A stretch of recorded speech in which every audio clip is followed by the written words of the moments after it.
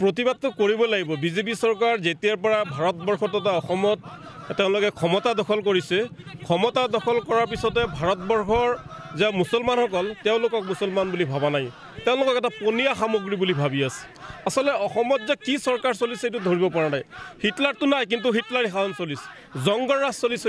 ইয়াত আইন কানুন নাই।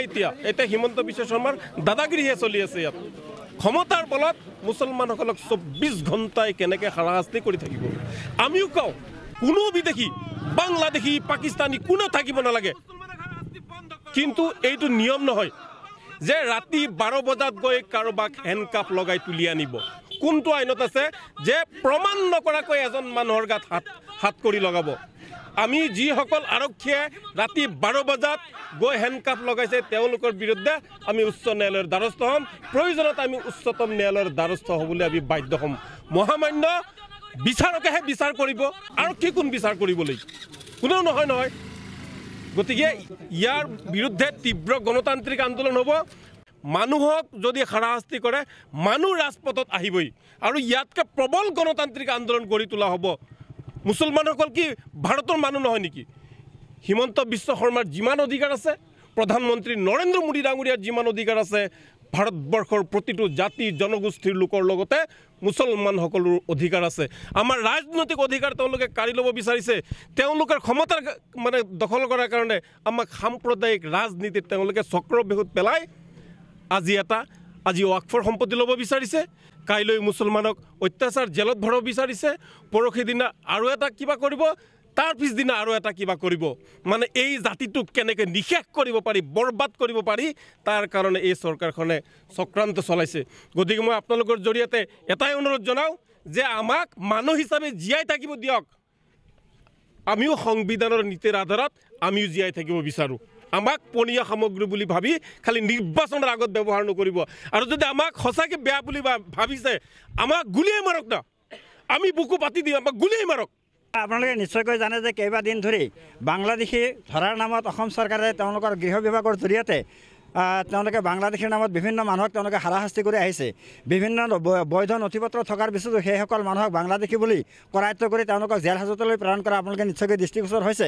গতিকে এই ক্ষেত্ৰত আমি অসম চৰকাৰক ক'ব বিচাৰিছোঁ যে 1971 চনৰ 25 মাৰ্চৰ পূৰ্বে যিসকল মানুহ আহিছে সেইসকল মানুহ ভাৰতীয়, আৰু তাৰপিছত যিসকল মানুহ অসমত অন্যায়ভাৱে অবৈধভাৱে অনুপ্ৰৱেশ কৰিছে তেওঁলোকক বাংলাদেশ হিচাপে চিনাক্তকৰণ কৰা হওক, বিদেশী হিচাপে চিনাক্তকৰণ কৰা হওক, আমাৰ কোনো ধৰণৰ আপত্তি নাই। আৰু সেইসকল মানুহক বিদেশী বুলি চিনাক্ত কৰাৰ ক্ষেত্ৰত অসম চৰকাৰে আমাৰ সহযোগিতা বিচাৰিলে আমি অসম চৰকাৰক পূৰ্ণভাৱে আমি সমৰ্থন জনাম। এই কথাটো আমি বাৰম্বাৰ কৈ অহাৰ পিছতো অসম চৰকাৰে কোনো ধৰণৰ আইনগতভাৱে কোনো কাৰ্য নকৰি অন্যায়ভাৱে অবৈধভাৱে তেওঁলোকে পুলিচৰ জৰিয়তে তেওঁলোকে বাংলাদেশীৰ নামত সাধাৰণ জনতাক কৰায়ত্ব কৰি তেওঁলোকক মানসিকভাৱে শাৰীৰিকভাৱে তেওঁলোকক হস্তনষ্ট কৰি আছে। এই কথাটোত আমি অসম সংখ্যালঘু সংগ্ৰাম পৰিষদ তথা নেমছে তীব্ৰ বিৰোধিতা কৰিছোঁ।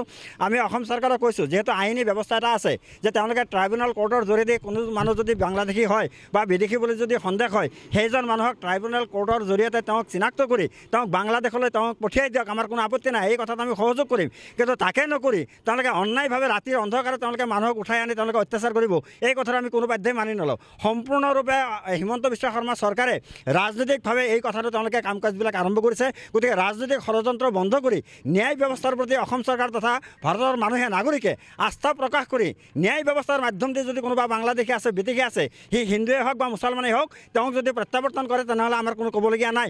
আমি বাৰম্বাৰ অসম চৰকাৰক আমি দাবী জনাইছোঁ যে NRCত যিসকল মানুহৰ নাম আছে, যিসকল মানুহৰ 71 চনৰ আগৰ নথিপত্ৰ আছে, সেইসকল মানুহক কোনো কাৰণতে বাংলাদেশৰ নামত হাৰাশাস্তি কৰা আমি সহ্য নকৰোঁ। এই কথা আমি বাৰম্বাৰ জনাই আছোঁ। তাৰপিছতো কি কাৰণত ৰাতাৰাতিৰ ভিতৰতে বাংলাদেশী ধৰিবলগীয়া হ'ল? যিহেতু ট্ৰাইব্যুনেল কোৰ্ট আছে, প্ৰত্যেকখন জিলাতে 4-5খনকৈ ট্ৰাইব্যুনেল কোৰ্ট আছে আৰু এটা বিয়াগুম বিভাগ আছে।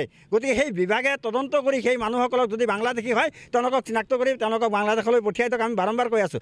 NRCত নাম থকা মানুহক তেওঁলোকে কি যুক্তিত, কি কাৰণত তেওঁলোকে উঠাব? আৰু এটা কথা আপোনালোকে জানে যে লাখ লাখ কোটি কোটি টকা খৰচ কৰি NRC প্ৰস্তুত কৰা হ'ল।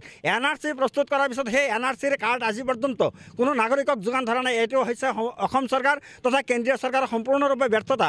আমি অসম চৰকাৰকো আমি আহ্বান জনাইছোঁ, আমি আশুকো আহ্বান জনাইছোঁ যে আপোনালোকে যুটীয়াভাৱে আমাক বিশ্বাস আৰু আস্থাত লৈ যিসকল বাংলাদেশী আছে তেওঁলোকক চিনাক্ত কৰাৰ ক্ষেত্ৰত আপোনালোকে গাঁৱে ভূঞে তেওঁলোকে অপাৰেশ্যন চলাওক। আমি তেওঁলোকৰ লগত সহযোগিতা আগবঢ়াম আৰু সেইখিনি মানুহক চিনাক্ত কৰি তেওঁলোকক বহিষ্কাৰ কৰাৰ কাৰণে আমি প্ৰথম পদক্ষেপ গ্ৰহণ কৰিম। এই কথাটো আমি বাৰম্বাৰ দাবী জনাই আহিছোঁ।